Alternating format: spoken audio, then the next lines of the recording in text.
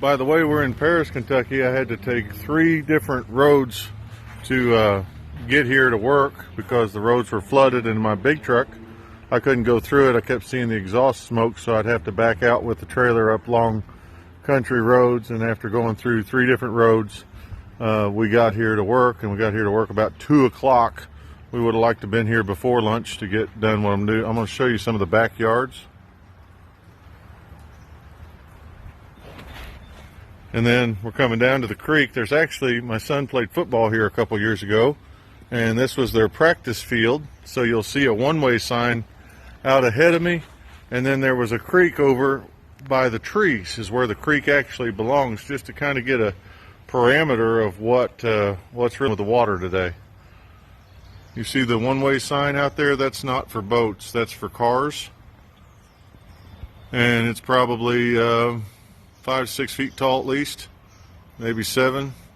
And so the creek is actually beyond the trees, but today it's crowding this whole area in North Paris. So flash flooding, they called it right. This is actually kind of the field house that the water's blowing through.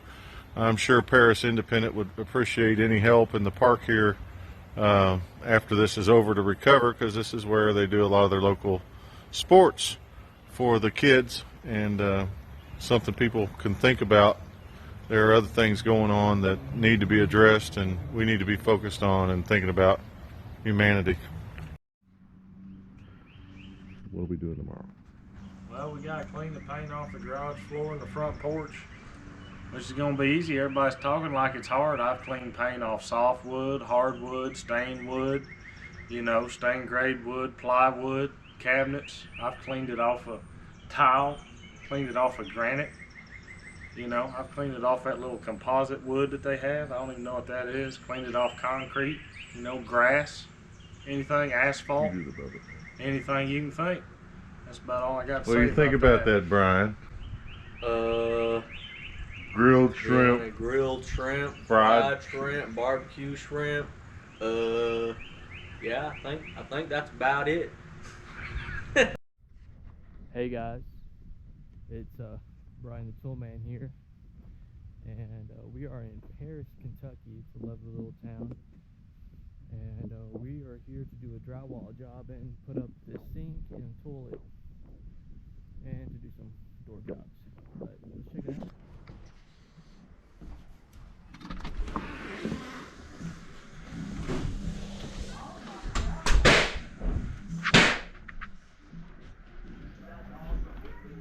We got Jimbo, the master carpenter, over here.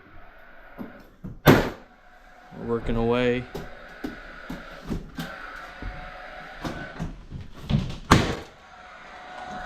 Doing his thing.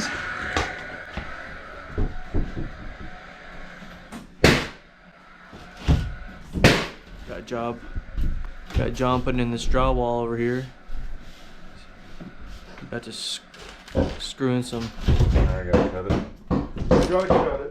Nothing like plaster and drywall coming together.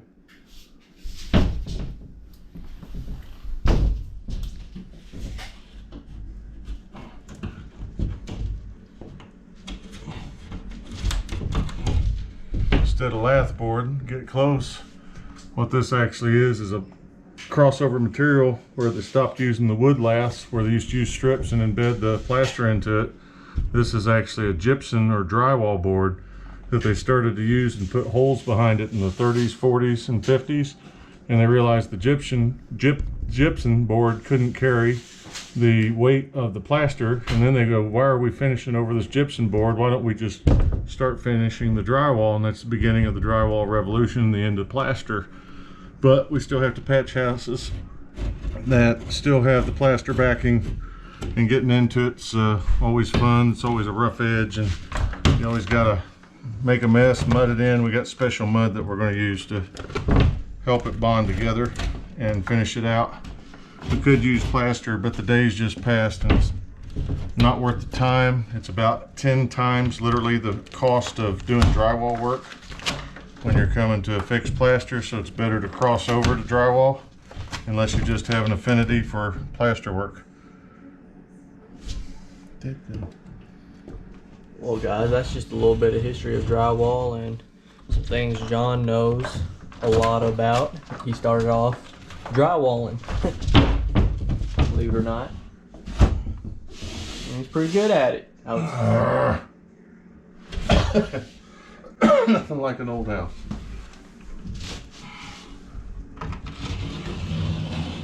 Takes time, doesn't it? Mm-hmm. Still on? Yeah, he can cut it around it. Then you get mad at it and you just cut it and you say things like, I know the finisher. And what that means is I really don't care about the cut. I want the board up because I got to finish it anyway and I can make up the difference in the finish.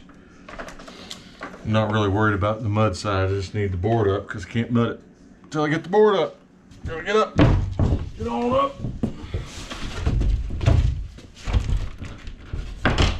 Alright. Happy day. That's gonna work. So I need to mark my studs, then we're ready to go, right? Oh, somewhere around yonder, there, and there. We get a handful of screws, lift it up. Nothing like hanging board one-handed while you're screwing with the other. But hey, what's new? Oh man, that tip is a thick tip. That's called a number 4. You can't put it in a drywall screw, so we're gonna have to cut out and go find a tip. Just a quick update before we leave. It's risen about a foot on the barn. It's moving a lot swifter and a lot faster, and our one-way sign out there for the road over there is definitely getting buried. And so, heavy day in Kentucky. They're predicting 2 more days of heavy rain. So on top of the pandemic and traveling around, we took 4 roads to get here. In other words, backed up the trailer, and looks like tomorrow's going to be as much fun. I'll have to find another route, probably to detour 30 or 40 miles to get up here if I can get across the bridge still tomorrow. And we got a lot of mudding done, things like that, but going to be pretty rough for the folks here. See ya.